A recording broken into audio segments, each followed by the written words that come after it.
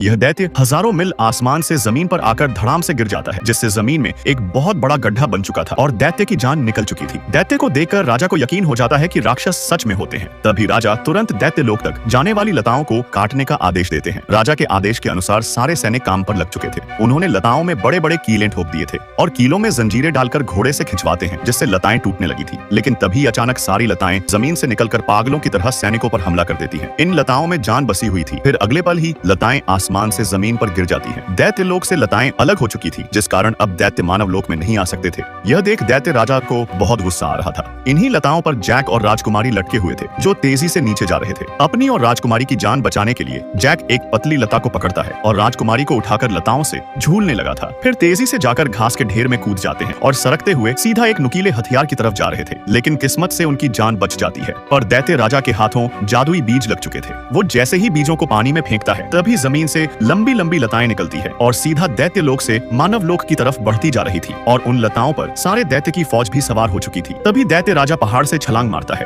और लताओं पर सवार होकर पलक झपकते ही सारे दैत्य धरती पर उतर जाते हैं। जिसके बाद दैत्यों ने मानव संहार शुरू कर दिया था। सारे लोग महल की ओर भाग रहे थे। दैत्य धरती के राजा को मारकर मानव दुनिया पर कब्जा करना चाहते थे, क्योंकि उन्हें इंसानों का मांस बहुत स्वादिष्ट लगता था। जैक जमीन पर बीज फेंककर लताओं से दैत्य को रोकने की कोशिश करता है, जिससे राजा की सेना बच निकली थी। लेकिन दैत्य इतनी जल्दी हार नहीं मानने वाले थे। तभी एक दैत्य गिलोल में पत्थर डालकर महल की तरफ फेंकता है, जिससे एक ही बार में कई सैनिक मारे जाते हैं। सारे दैत्य महल के दरवाजे तक पहुंच चुके थे। यहाँ तक कि इन दैत्यों ने अपने विशालकाय हथियारों से सैनिकों के साथ साथ उनके हथियारों को भी बिखेर कर रख दिया था। फिर दैत्य दरवाजा तोड़कर महल के अंदर आ जाते हैं। अब इंसानों को इन विशालकाय दैत्यों से कोई नहीं बचा सकता था।